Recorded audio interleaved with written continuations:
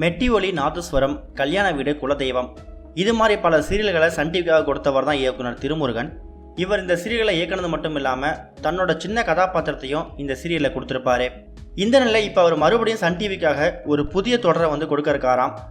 அதில் தாமரைக்கு ஒரு முக்கியமான வாய்ப்பு வழங்கப்பட போகுது அப்படிங்கிற தகவல் கிடச்சிருக்கு. சன் டிவியில் ஒளிபரப்பாகக்கூடிய எல்லா சீரியல்களும் ரசிகர்களை தொடர்ந்து அட்ராக்ட் பண்ணி வந்துட்டு இருக்கு. புதிய புதிய இயக்குனரோட படைப்புகளை ரசிகர்கள் ரசித்து வந்தாலும் கொஞ்சம் வருஷங்களுக்கு முன்னாடி கட்டி போட்ட தொடர் எதுன்னு சொன்னால் இயக்குனர் திருமுருகனோட மெட்டி ஒலி தொடர் தான். 5 பெண்களை பெற்றா அரசனோ ஆண்டியாவா அப்படிங்கிற பழமொழியை பொய்யாக்கி தன்னோட 5 மகள்களை இளவரசிகளாக வளர்த்து வரக்கூடிய ஒரு அப்பா அவங்கள திருமணம் செஞ்சு கொடுத்ததுக்கு அப்புறமா சந்திக்கக்கூடிய பிரச்சனைகளை மையமாக வச்சு தான் அந்த சீரியல் உருவாச்சு. பரபரப்பான பல திருப்பங்களோட இந்த தொடர் வெளியானுச்சு. இந்த பெண்கள் வாழ்க்கையில் அவங்களோட கணவர் சொந்தங்கள்னு சொல்லி அவங்க சந்திக்கக்கூடிய பிரச்சனைகளையும் மையமாக வச்சு தொடர் எடுத்திருந்தாங்க. திருமுருகனும் கோபி அப்படிங்கிற கேரக்டர் நடிச்சு வந்துட்டு இருந்தாரு. கோபின்னு சொன்னாலே பேசுகிற அளவுக்கு ஒரு மிகப்பெரிய ஒரு கேரக்டராக மாறினாரு. மெட்டி ஒலி சீரியல் கிடைச்ச வரவேற்புக்கு அப்புறமா அடுத்ததான் நாதஸ்வரம், கல்யாண வீடு, குலதெய்வம்னு சொல்லி அடுத்தடுத்த சீரியலை இயக்குனாரு. திரு பிக்சர்ஸ் அப்படிங்கிற பேரில் ஒரு சில சீரியல்களை தயாரிக்கவும் செஞ்சார். சீரியல்களில் இவர் கிடைச்ச புகழ் சினிமா இயக்கவும் வாய்ப்பு கிடைச்சிது.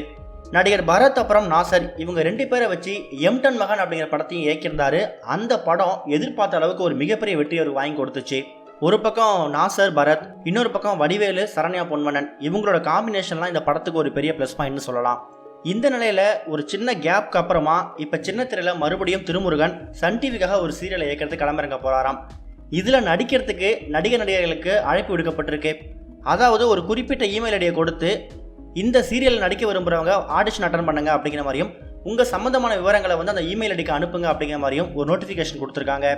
அந்த வகையில் இந்த சீரியலில் தான் இப்போ பிக் பாஸ் மூலமா ஃபேமஸாக இருக்கக்கூடிய தாமரைக்கு ஒரு வாய்ப்பு கிடைக்கும் அப்படிங்கிற மாதிரி ரசிகர்கள் காத்துக்கிட்டு இருக்காங்க.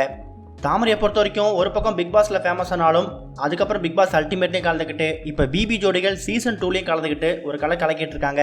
பிபி ஜோடிகள் சீசன் 2 முடிஞ்சதுக்கு அப்புறமா மறுபடியும் தாமரையை எப்படி பார்க்க போகிறோம் அப்படிங்கிற ஒரு கேள்விங்க பல பேருக்கு வரும்.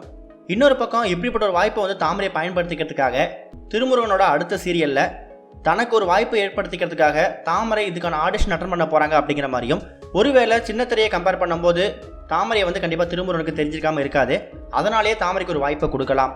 இன்னொரு பக்கம் அந்த சீரியல் ஒரு டியூவல் ஹீரோயின்ஸ் சப்ஜெக்ட் அப்படிங்கிற மாதிரியும் அதில் வந்து தாமரை லீட் ரோல் பண்ண போகிறாங்களா அப்படிங்கிற மாதிரி டாக்ஸ் போயிட்டுருக்கு. என்ன பண்ண போகிறாங்க, தாமரைக்கு வாய்ப்பு கிடைக்குதா அப்படிங்கிறத வெயிட் பண்ணி பார்க்கலாம். இது வரைக்கும் கனெக்டிங் டிவிக்கு சப்ஸ்கிரைப் பண்ணனா மறக்காமல் சப்ஸ்கிரைப் பண்ணிக்கங்க. உடனடி அப்டேட்ஸ் பெறுவதற்கு நோட்டிஃபிகேஷன் பெல்லையும் கிளிக் பண்ணிக்கங்க.